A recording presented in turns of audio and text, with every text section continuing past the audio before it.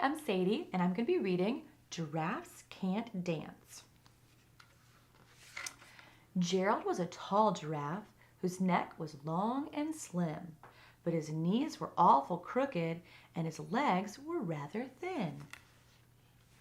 He was very good at standing still and munching shoots off trees, but when it came to running around, he buckled at the knees. Now, every year in Africa, they hold the jungle dance, where every single animal turns up to skip and prance.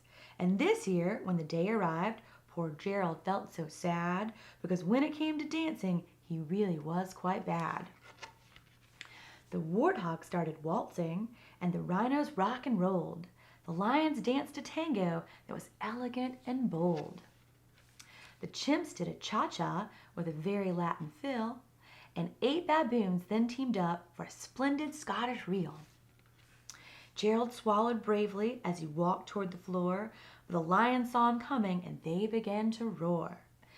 "Hey, look, it's clumsy Gerald," the animals all sneered. "Giraffes can't dance, you silly fool. Oh, Gerald, you're so weird."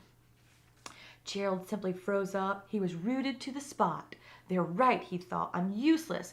Oh, I feel like such a clot." So he crept off from the dance floor and he started walking home. He'd never felt so sad before, so sad and so alone.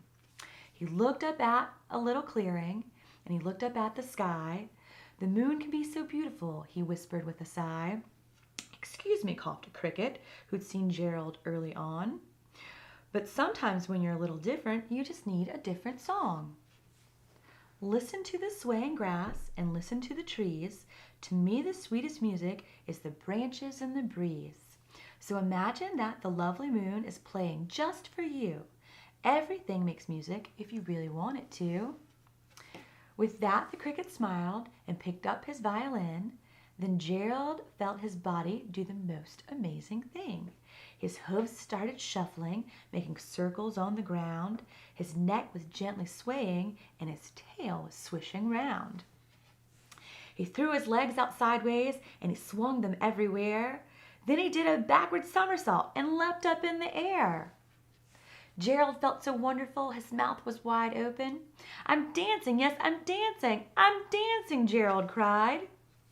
Then one by one each animal who'd been there at the dance arrived while Gerald boogied on and watched him quite entranced. They shouted, "It's a miracle! We must be in a dream! Gerald's the best dancer that we've ever seen!" "How'd you learn to dance like that? Please, Gerald, tell us how." But Gerald simply twirled about and finished with a bow. Then he raised his head and looked up at the moon and stars above. "We can all dance," he said, "when we find music that we love." The end.